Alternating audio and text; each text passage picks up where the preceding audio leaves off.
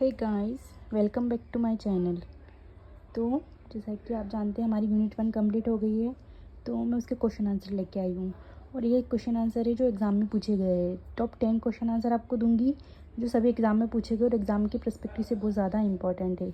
और आप देख सकते हो जैसे कि लास्ट के 3 क्वेश्चन जो है ना वो यूपीएससी एग्ज़ाम में पूछे थे। और अगर आपने मेरी क्लास करी होगी तो मैं डेफिनेटली श्योरिटी के साथ बोल रही हूँ कि आप ये क्वेश्चन आंसर ज़रूर सॉल्व कर लोगे।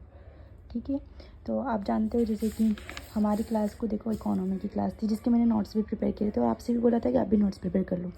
तो ये क्लास हमारी सिलेबस के साथ साथ हमारी यूनिट 1 केवल 3 पेज में हमने कंप्लीट कर ली है और इसके नोट्स भी प्रिपेयर कर लिए हैं। और आई होप आपने भी नोट्स प्रिपेयर कर लिए होंगे।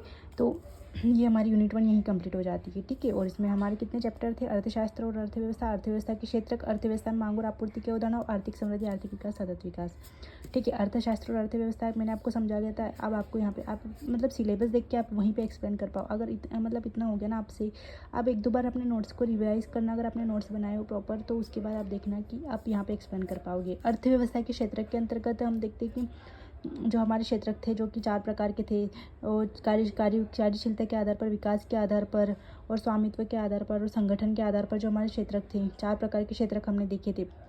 वो क्षेत्र को यहाँ पे एक्सप्लेन करना। उनके अंदर भी क्षेत्र थे जैसे कि हमने सारे क्षेत्र देखते। अर्थव्यवस्था में मांग और आपूर्ति का कॉन्सेप्ट, जैसे मैंने बोला था कि अगर मांग कम हो और आपूर्ति ज़्यादा हो, मतलब आपूर्ति ज़्यादा हो गई तो महंगाई बढ़ जाएगी, और मांग अधिक हो और आपूर्ति कम हो तो आपूर्ति कम हो और मांग ज़्यादा हो तो फिर मंदी आ जाएगी मार्केट में।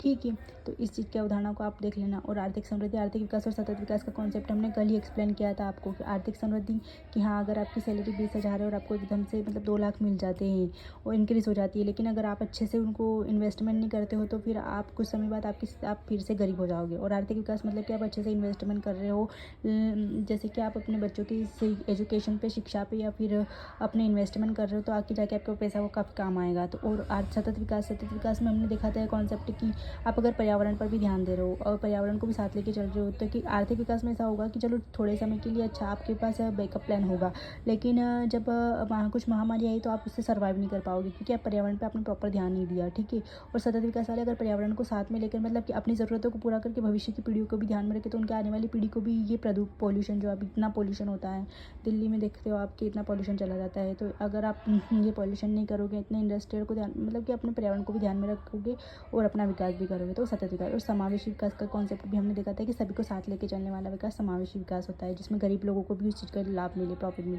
ठीक है, तो अब जैसे आपने देखा कि मैंने यहीं पे आपको एक्सप्लेन किया, इस प्रकार से आपको भी एक्सप्लेन करना आना चाहिए। उसके बाद अब आपके साथ लेके आती हूँ मैं क्वेश्चन जो मैंने खुद ने नहीं बहुत ढूंढ के बनाए हैं क्वेश्चन है। अगर आपने ये कर लिए तो डेफिनेटली मैं श्योरिटी के साथ बता रही हूँ आपको कि समझ लेना कि आपका चैप्टर कंप्लीट है, आपकी यूनिट 1 कंप्लीट है, आपको यूनिट 1 फिर से करने की ज़रूरत नहीं है। ये श्योरिटी के साथ मैं आपको बोल रही हूँ। सबसे पहला क्वेश्चन देखो, निम्न में से कौन सा कथन सत्य है? यदि आर्थिक समृद्धि होती है तो आर्थिक विकास निश्चित ही होगा, ऐसा होता है। यदि आर्थिक विकास होता है तो निश्चित ही आर्थिक समृद्धि होती है। यदि आर्थिक विकास नहीं होता है तो निश्चित ही आर्थिक समृद्धि भी नहीं होगी। और आर्थिक विकास और आर्थिक समृद्धि साथ साथ होते हैं। तो ये मैंने आपको समझा दिया। अगर आपने क्लास ली होगी तो आप इसका आंसर आराम से बता दोगे। ठीक है, और निम्न में से भारत में कौन से विकास की आवश्यकता है? आप बताइए। सतत विकास की आवश्यकता है, आर्थिक विकास की आवश्यकता है, समावेशी विकास की आवश्यकता है, सतत प्लस समावेशी विकास की आवश्यकता है। आप बताइए कौन से विकास की हमें आवश्यकता है? भारत के पॉइंट ऑफ व्यू से बताना है। ठीक है, मांग और आपूर्ति के संबंध में कौन सा कथन सत्य है? मांग कम होगी तो आपूर्ति ज़्यादा होगी तो महंगाई आएगी। मांग अधिक होगी और आपूर्ति कम होगी तो महंगाई आएगी। मांग अधिक होगी और आपूर्ति कम होगी तो मंदी आएगी। और यदि कीमत बढ़ने पर वस्तुओं की मांग बढ़ जाती तो उन्हें वेबेलियन वस्तु कहते हैं। मैंने आपको बताया था 2 प्रकार की वस्तुएं, कुछ श्वेत वाली थी और कुछ जो थी आप देख लेना उसके हिसाब से। अगर आपने क्लास ली होगी तो आप इसका आंसर भी आराम से बता दोगे। और अर्थव्यवस्था के क्षेत्र कौन से हैं? क्षेत्रक और प्रकार मैंने बताए थे, इसमें कुछ प्रकार दिए हैं मैंने और कुछ क्षेत्रक दिया। आप बताना कौन सा सही है, कौन से क्षेत्रक और कौन से प्रकार है। ठीक है, उसके बाद अर्थव्यवस्था के क्षेत्रकों का वर्गीकरण कीजिए, है ना। अर्थव्यवस्था के क्षेत्र जो मैंने आपको बताया था 4 प्रकार की, जो मैंने अभी एक्सप्लेन किया आपको। उसके बाद मैंने अगर आपने क्लास करी होगी, ये हमारा सेकंड चैप्टर था।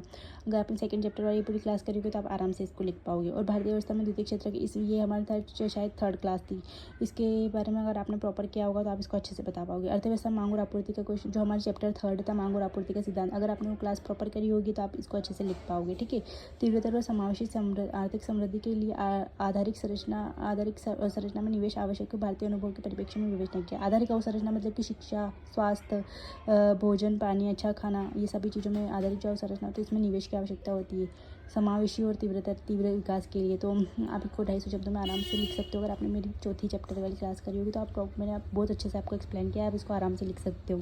और ये यूपीएससी में पूछा हुआ क्वेश्चन है, ठीक है। ये तर्क दिया जाता है कि समावेशी समृद्धि की रणनीति का आशय एक साथ समावेशिता और धारणीयता के उद्देश्यों को प्राप्त किया जाता था। इस कथन पर टिप्पणी कीजिए।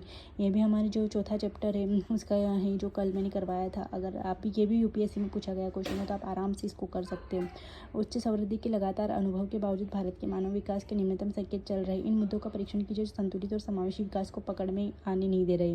ये भी यूपीएससी में पूछा गया और 250 शब्दों में पूछे गए क्वेश्चन, लगभग 15 नंबर के क्वेश्चन है। अगर आपने प्रॉपर क्लास करी होगी और प्रॉपर नोट्स बनाए होंगे तो आराम से रीडिंग लगाकर आप आराम से इन क्वेश्चन को अच्छे से लिख सकते हो। थोड़ा सा करंट से मॉडिफाई कर लेना, कुछ योजनाएं चल रही है उससे मॉडिफाई कर लेना और आराम से आप अपने क्वेश्चन को बेटर बना सकते हो, ठीक है। और ये सब यूपीएससी में पूछे गए क्वेश्चन में आप बहुत ढूंढ के लेके आई हूँ। आप मेहनत करो, आप भी अपनी मेहनत कीजिए और क्वेश्चन को ज़रूर सॉल्व करना और मुझे आंसर ज़रूर बताना। Thank you, thanks for watching.